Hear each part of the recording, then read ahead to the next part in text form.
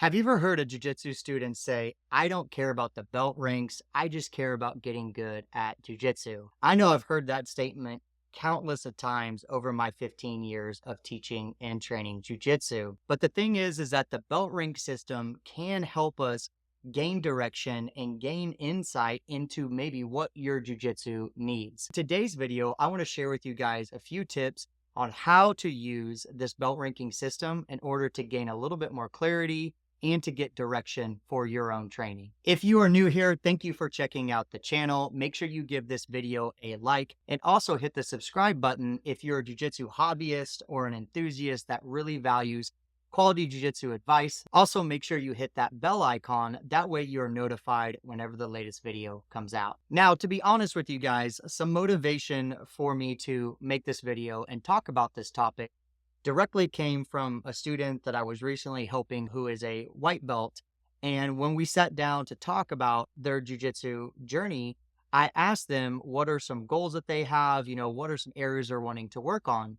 And they weren't really sure. They hadn't done any kind of an assessment yet. I just asked the general question, well, since you're a white belt, what do you think you would need to become a blue belt? That's when they gave me the standard answer of, well, it doesn't matter about the belt rank. I just want to get good at jiu-jitsu. I pushed back with them and I said, well, do you not think if you focused on becoming a blue belt, the skills that you focus on or the things that you acquire or the techniques that you learn or the areas that you focus on won't help you become better? They kind of thought about it for a second. They were like, yeah, well, I guess that probably would. And I just never thought about it in that way. I just thought the belt rank was like a reward that you got for training long enough and finally getting good. But it's also a representation of the knowledge and the skills that you have developed. Whenever I presented that idea to him, of course, his next logical question was,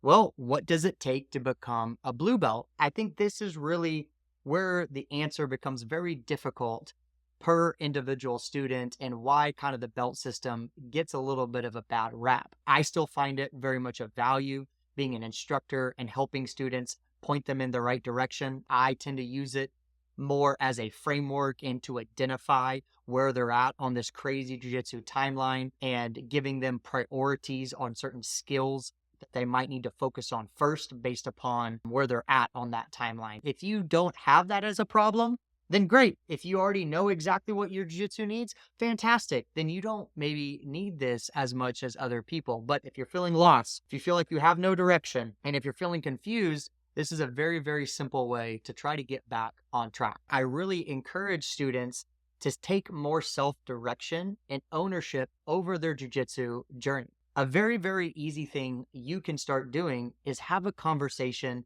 with your coach or your main instructor. This conversation often goes very similar to this. Hey coach, I'm interested in getting my X belt. I want to know, what do I need to work on, or what do you consider to be that?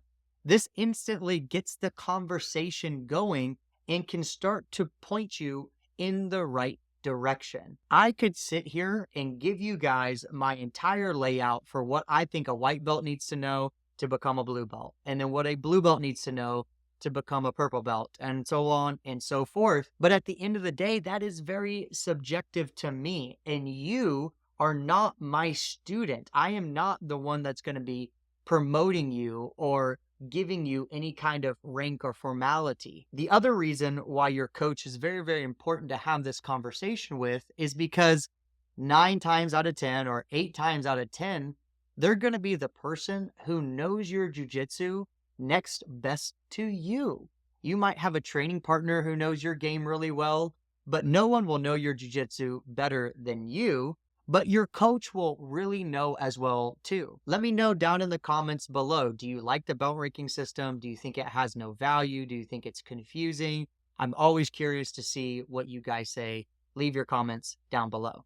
I also think a common misconception when it comes to these different belt ranks is that there are hard and fast rules that exist at each one. It's very different per individual. And now there's even schools out there that do formal rankings between gi jiu-jitsu and no gi jiu-jitsu. So if you're at a no-gi only school or you mainly train no-gi, do you still get promoted in the traditional belt rank, or do you actually have to train in the gi? There's all these different debates online. When you start adding in all of these other aspects, to me, it does devalue the belt system, because now you don't know which areas are best for you to focus on. And that's definitely different if you're training in the gi, or if you're training for more self-defense purposes, or you're training for more MMA purposes, or no gi purposes.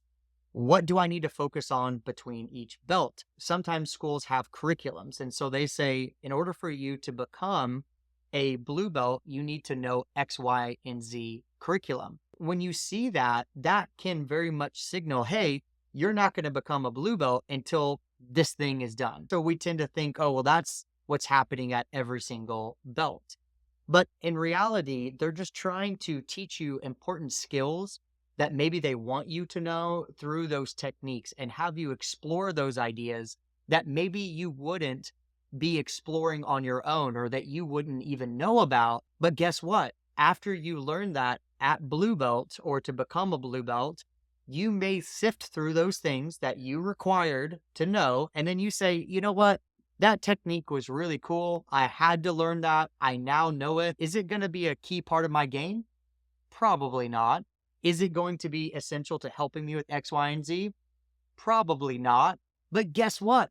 You have the power to make that decision. No one is saying that you have to do that move every single time you roll, or it has to be part of your game. I will tell you guys too, looking back on my own jiu-jitsu journey, now that I'm a first-degree black belt, there are moves that I kind of learned at blue belt that my coach was like, I really want you to focus on this and this area, and I think this and move would be good for you. Tried it a couple of times, but then after I got it to very baseline, I kind of threw it away after, and then went exploring down a different rabbit hole. Now being a black belt, I come back to those things and I start working on them again. Who knows? Maybe I would have found it purple belt or brown belt, or I would have found it again black belt. You are always evolving, and you are always improving in your jiu-jitsu realm, whether you're thinking about what you need for the next belt, or you're going back and fixing issues. The next big thing that we can use the belt progress for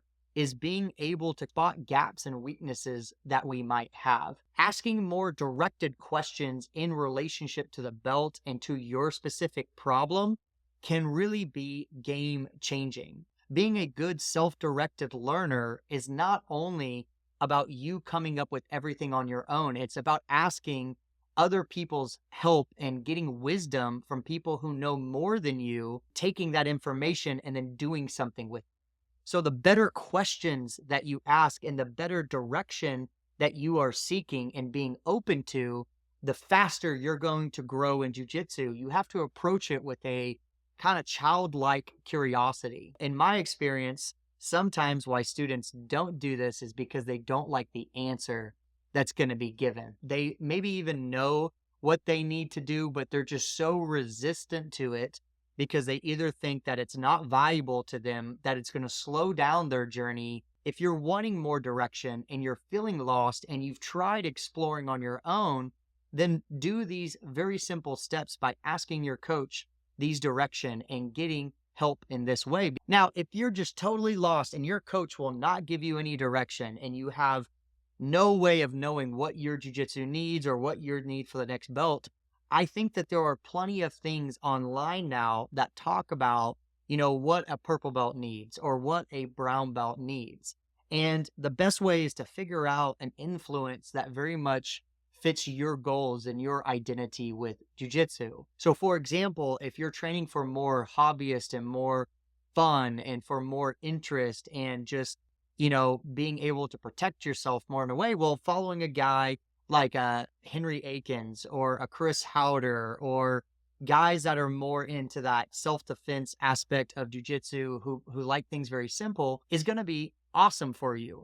They're going to give you great advice and point directions and talk about what they think this belt is based upon their hierarchy of what they find of value. And then if you're more of a competition guy and you're more of a sport guy and you're wanting to get good at jujitsu in that way. Well, obviously there's guys like John Danaher, Heath Pedigo, Andre Galval. I mean, there's plenty of people out there who can help you in the sportive aspect too, and what they think each belt requirement is necessary for. There is plenty of helpful advice out there, but at the end of the day, if you're super, super lost and you're super concerned, if you can figure out your different gaps and weaknesses that exist inside of your jiu-jitsu abilities, that's always a good default to be able to start to focus on. This is why whenever I start working with students who enroll online and try to work with me, the very first thing I have them do is an assessment straight off the bat. Because if I do an assessment and I see all their gaps and weaknesses and I see what issues they have or even what strengths they have, then I can start to point them in a direction. And this is the exact advice that I gave my student online who was a white belt. I said, hey, I want you to do this assessment. I also want you to talk to your coach, ask him these questions, and then together we can sit down and craft you an actual plan on how we can accomplish that. We can crack the code about what positions, what moves, what skills that you need to best develop to do that blue belt. But now he has a clear and directed focus with using the belt system and understanding also his different gaps and weaknesses. So that's going to finish up the end of this video. I know it was a little bit shorter and sweeter video. Make sure you guys give this video a like if you really enjoyed it. Also, make sure you are subscribed if you are not already. If you're interested in enrolling in my Jiu-Jitsu acceleration system, you can apply down below. It's a very easy process.